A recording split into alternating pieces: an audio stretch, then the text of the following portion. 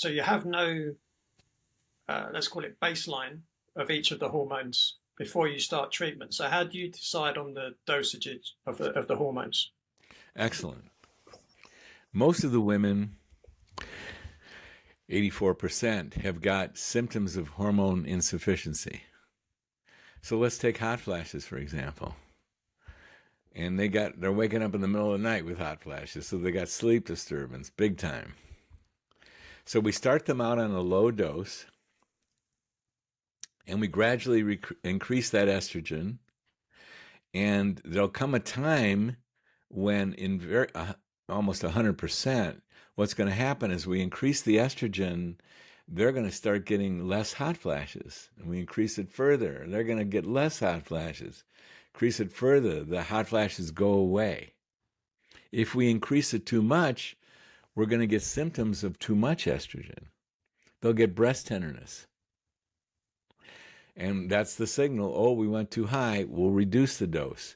So the way we're determining dosages with estrogen, progesterone, testosterone is by alleviating symptoms of a hormonal insufficiency while not going so high as to cause symptoms of hormonal excess. These hormones are so powerful that if you do too much, you get symptoms in most, but not every instance.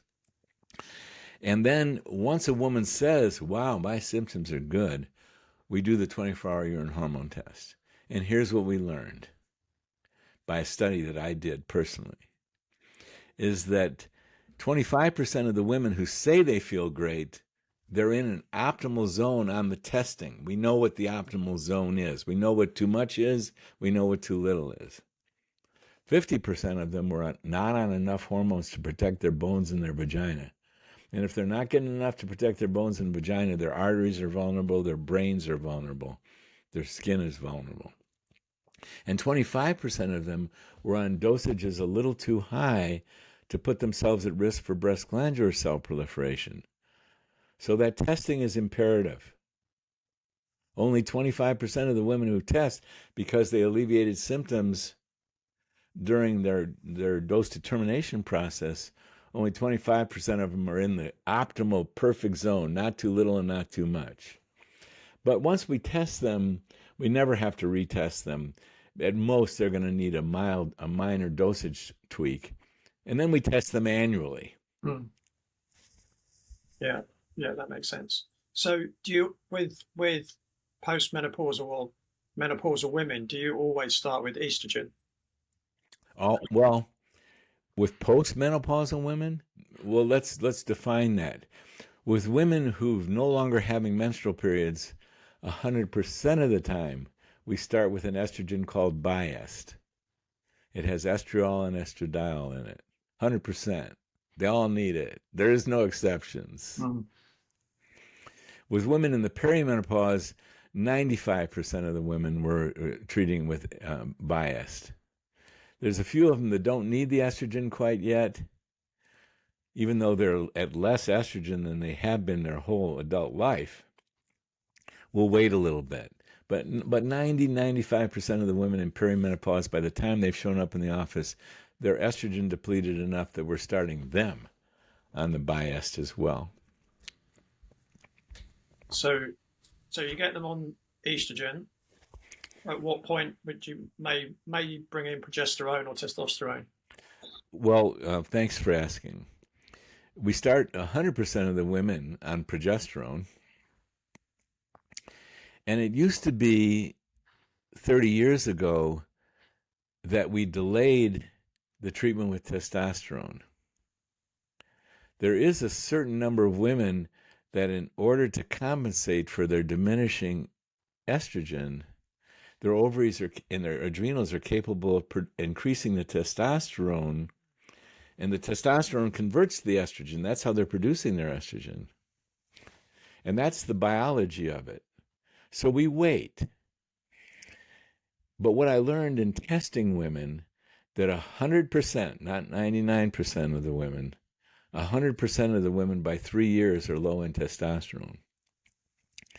And then what I discovered over the course of my career, that more and more women were showing up with symptoms of low testosterone. They were getting flab in their triceps area. They were having trouble getting out of a chair because they are losing muscle already.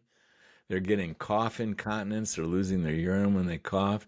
Their libido had dropped. Their mood had dropped. Their drive had dropped.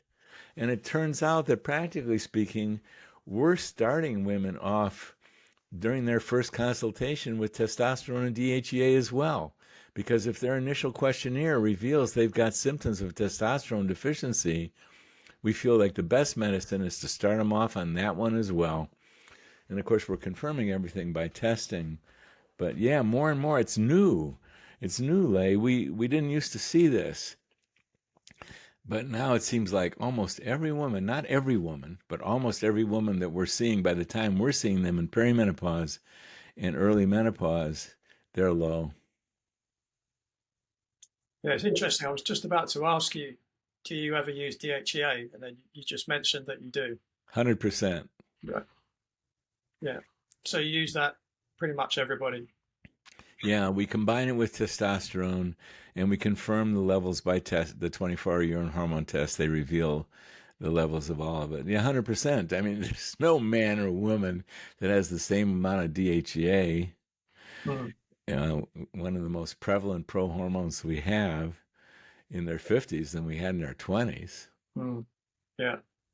So, so just to kind of summarize in terms of working with women, perimenopausal, menopausal, etc., you initially don't test the hormones. You start them on low dosage, and then you gradually build them up until they feel really good, or the symptoms have gone away, and then you test. And then That's correct. after that, generally, you'd recommend testing once a year. Oh, yes. Then we follow them annually, men and women. Yeah. And we test them annually too.